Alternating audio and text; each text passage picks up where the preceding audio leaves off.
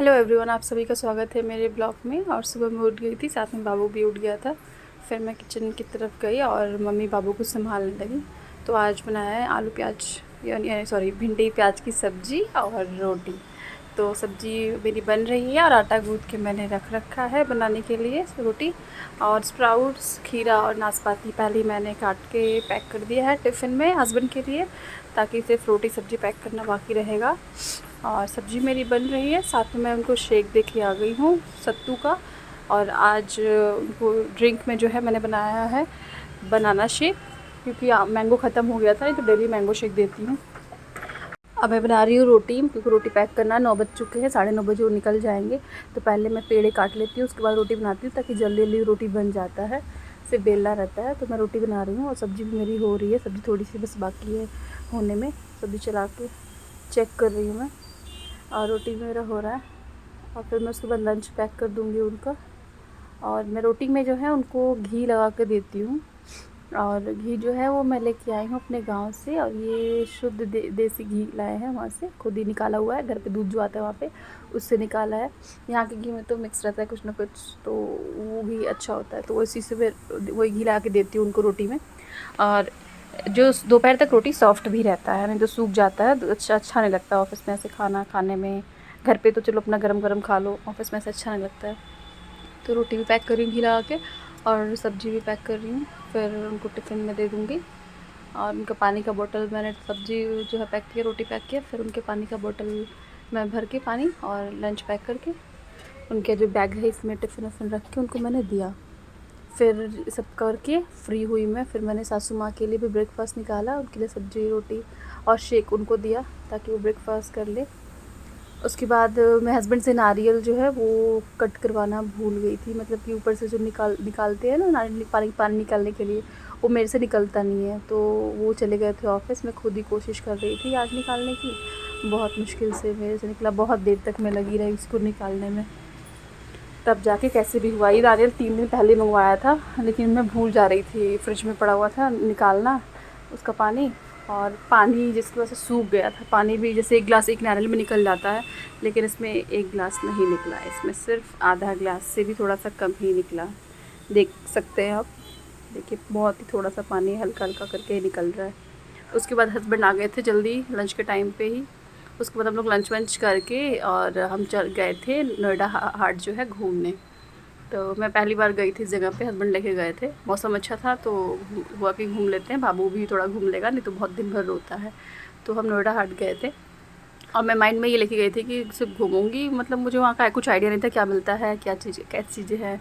ये था कि शायद बहुत एक्सपेंसिव होंगी जो भी मार्केट्स होंगे, स्टॉल्स होंगे, लेकिन ऐसा कुछ नहीं था, बहुत ही अच्छी जगह थी। और हैंड क्राफ्ट वर्क, हाथ से जो बुनाई वाली चीज़ें होती हैं वो वहाँ पर मिल रहा था, मतलब यूनिक चीज़ें थी जो मार्केट में रेयरली मिलती हैं। कुछ चीज़ें नहीं मिलती हैं, तो कुछ चीज़ें वहाँ पे थी जो मार्केट में आपको मिल जाएंगी, कुछ चीज़ें थी जो नहीं मिलेंगी, वहीं पे थी, वहीं पे मिलेंगी, और उसमें वैरायटी भी मिलेगा आपको।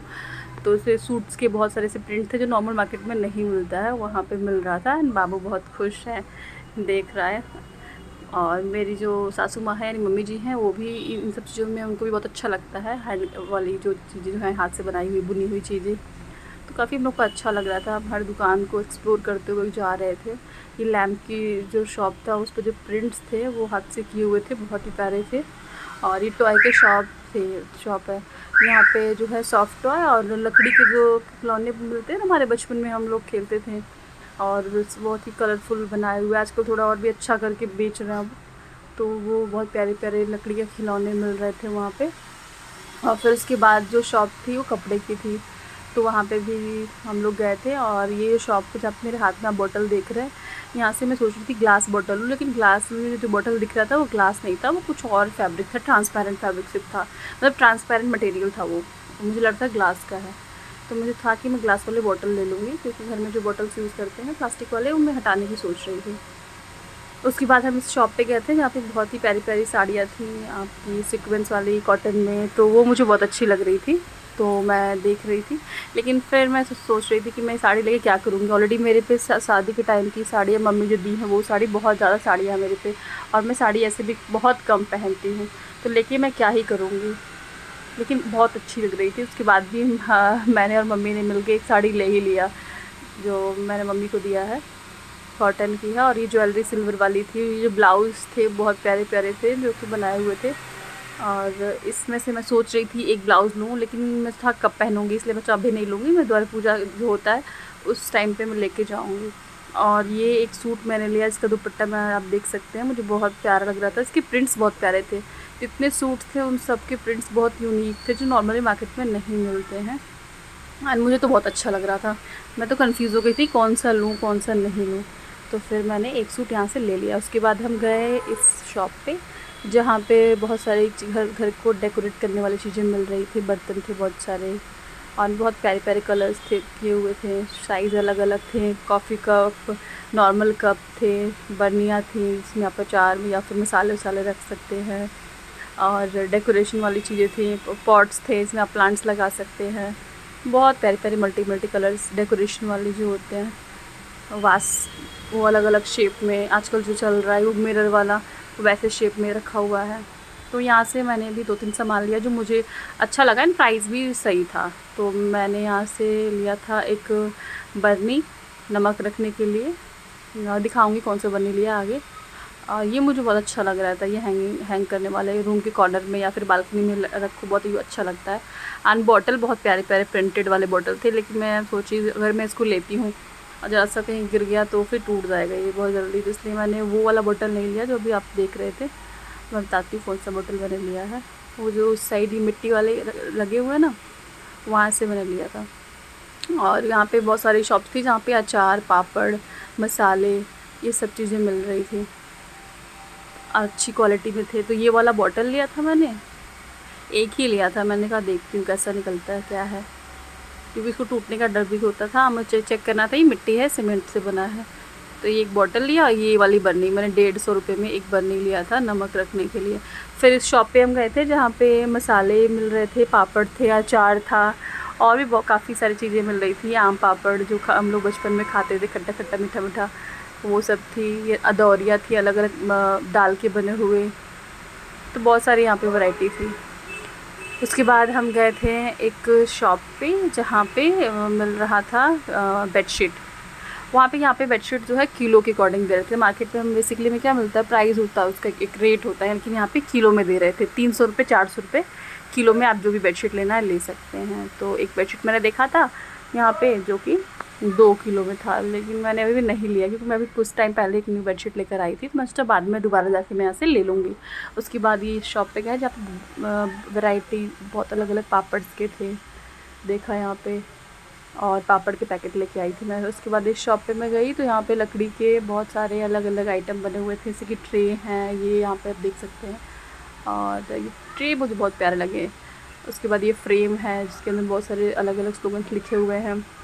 अंदर भी मैं जाके पूरा चेक करके आई, बहुत सारी प्यारी प्यारी चीज़ें थी। उसके बाद ये प्लांट का शॉप जहाँ पे प्लांट्स लगी थी, यहाँ से मुझे एक आइडिया मिला जो मुझे बहुत ही अच्छा लगा। जैसे कि आप देख सकते हैं यहाँ पे ना छोटे छोटे चाय वाले कप होते हैं ना, उसमें भी प्लांट्स लगा रखे थे। मग जो होता है कॉफ़ी मग, उसमें प्लांट्स लगाए थे, बहुत ही प्यारे लग रहे थे। मुझे एक आइडिया मिला कि इन फ्यूचर मुझे अपने घर में से कोई कप यूज़ नहीं करना होगा, उसको हटाना होगा, तो मैं ऐसे प्लांट्स लगा सकती हूँ, अपनी बालकनी में रख सकती हूँ। और बाबू सो गया था, घूमते घूमते वो थक गया था, शाम भी हो गया था, हम भी थक गए थे। उसके बाद हम एक ज्वेलरी शॉप पे गए थे जहाँ पे मैं देख रही थी ज्वेलरी। तो वहाँ पे भैया ने बताया था कि जो गोल्ड वाली ज्वेलरीज दिख रही है ना आपको, ये चेन्नई की ज्वेलरीज हैं जो कि ब्लैक नहीं होती हैं। आप 2-3 साल पहन सकते हैं एंड वो ब्लैक नहीं होंगी जल्दी।